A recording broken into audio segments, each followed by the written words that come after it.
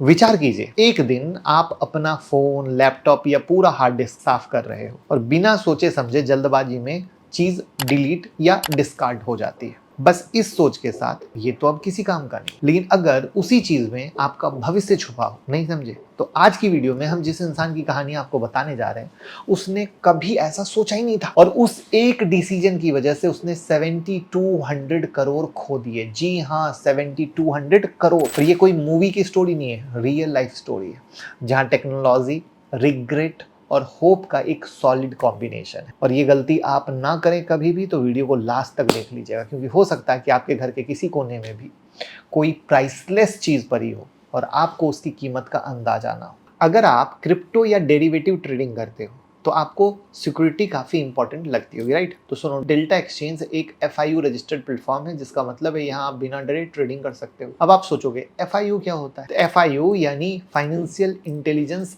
Unit India की एक national agency जो सस्पिशियस फाइनेंशियल ट्रांजैक्शन को मॉनिटर करती है।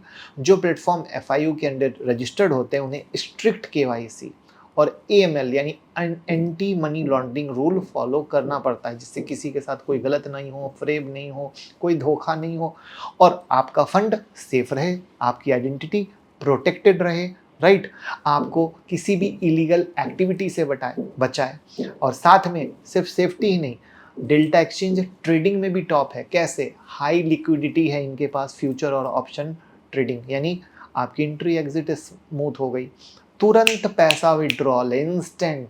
1 घंटे से 24 घंटे के अंदर 15 से 20 मिनट में पैसा आपके वैलेट में। ट्रेडिंग करो टेंशन फ्री होके डेल्टा एक्सचेंज में। लिंक बायो और कमेंट में है, लिंक ओपन कीजिए, साथ में गूगल फॉर्म भर दीजिएगा, तो हम आपको एक प्राइवेट टेलीग्राम में ऐड करेंगे जिनका अकाउंट हमारे साथ होता है। वहाँ पर हर संडे सेशन होता है क्रिप्टो का, वो भी सिखाएंगे, और लाइव मार्केट अपडेट, जिससे आपका ट्रेड आसान हो सके, कब क्या सिग्नल मिल रहे हैं सब कुछ बताते हैं।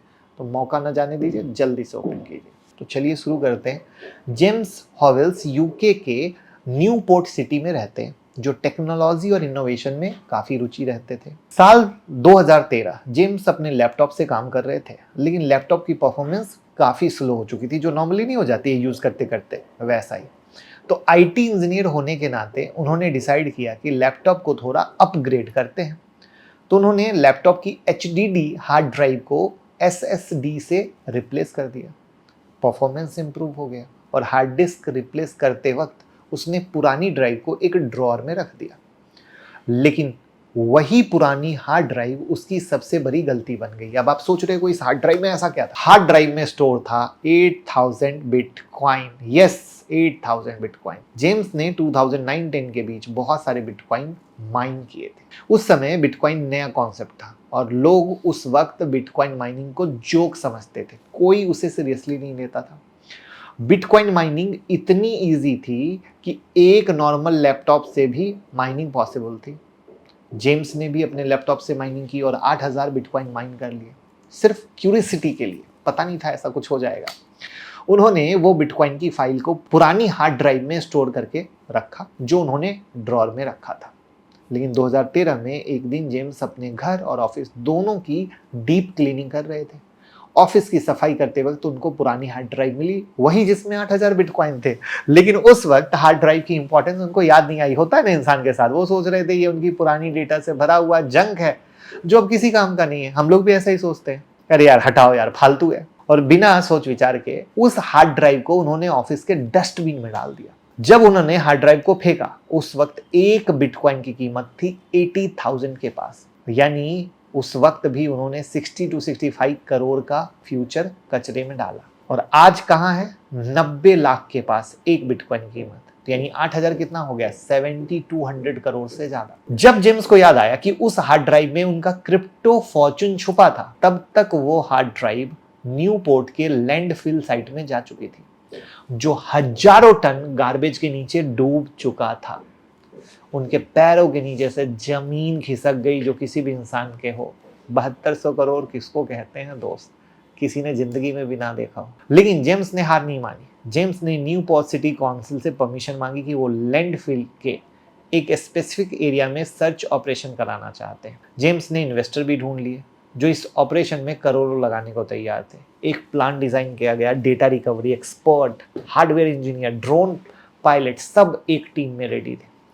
लेकिन सिटी काउंसिल ने इन्वायरमेंट का रीजन देकर सर्च ऑपरेशन के लिए मना कर दिया। उनका कहना था लैंडफिल डिस्टर्ब करने से मीथेन जैसी टॉक्सिक गैस और रिलीज होगी जो नुकसानदेह है।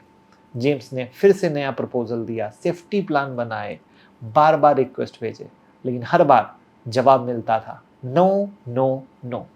उन्होंने 12 साल ट्राई किया, 12 ईयर, हर साल नई प्लानिंग, नई उम्मीद के साथ। मीडिया ने उनकी स्टोरी कवर करनी शुरू कर दी, रेडिट और x.com पे भी बहुत सारी स्टोरी वायरल हुई, पर हार्ड ड्राइव वापस कभी नहीं मिली।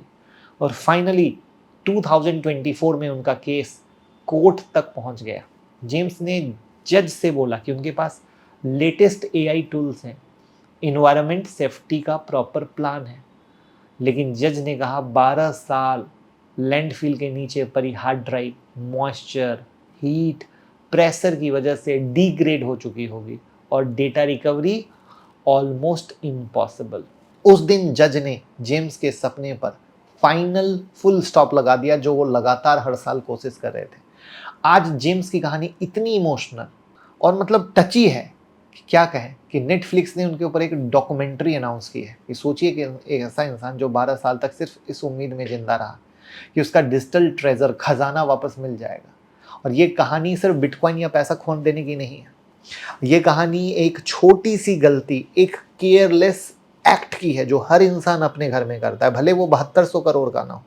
बट आपकी ज़िंदगी में भी कभी कभी ना ऐसा आया होगा, कमेंट में ज़रूर बताइएगा, जिसने पूरी ज़िंदगी का डायरेक्शन बदल दिया। जेम्स की स्टोरी हमें ये सिखाती है कि ज़िंदगी में कुछ चीज़ें प्राइसलेस होती हैं, चाहे वो एक फ़ाइल ही क्यों ना हो। कभी कभी लाइफ में वैल्यू का अंदाज़ा तब होता है जब चीज़ चली जाती है। इसलिए आज डेटा बैकअप, सिक्योर स्टोरेज और डिजिटल अवेयरनेस बहुत इम्पॉर्टेंट बन चुका है। तो मैं अब आपसे एक इम्पॉर्टेंट सवाल पूछता हूँ, अगर आपके पास कोई वैल्यूबल क्रिप्टो एसेट है तो आप उसे कहाँ स्टोर करना पसंद करेंगे? एक्सचेंज वैलेट में, कोल्ड स्टोरेज वैलेट में, या फिर हार्ड ड्राइव में? कमेंट में ज़रूर बताइएगा कि आप किसको सबसे ज़्यादा सेफ समझते हो। और अगर आपको कहानी इंटरेस्टिंग और शॉकिंग लगी हो तो वीडियो को लाइक और शेयर करना बिल्कुल मत भूलिएगा।